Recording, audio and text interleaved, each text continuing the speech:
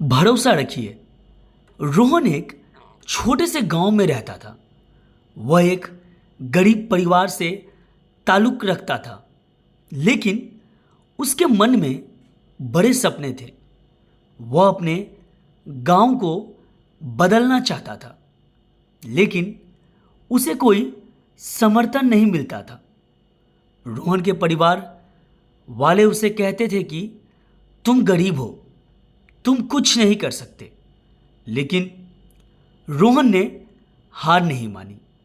उसने अपने सपनों पर भरोसा किया और मेहनत करना शुरू किया। रोहन ने अपने गांव में एक छोटी सी दुकान खोली। उसने अपने सामानों को बेचना शुरू किया और धीरे धीरे उसकी दुकानें चलने लगी। लेकिन रोहन को अपने गांव वालों का समर्थन नहीं मिला।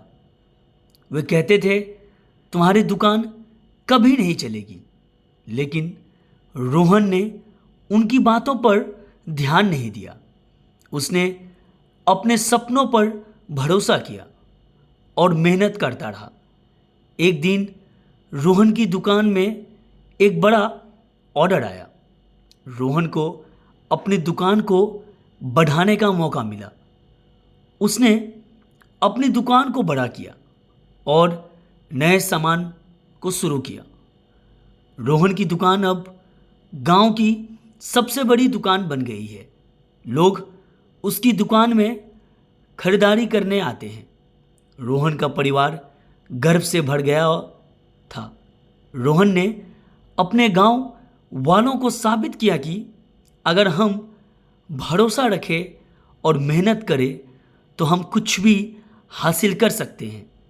रोहन की कहानी से हमें यह सीख मिलती है कि भरोसा रखना और मेहनत करना सफलता की कुंजी है।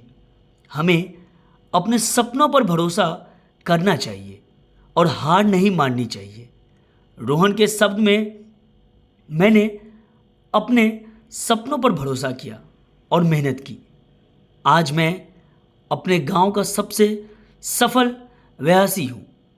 रोहन की कहानी हमें यह सिखाती है कि भरोसा रखना और मेहनत करना सफलता की कुंजी है।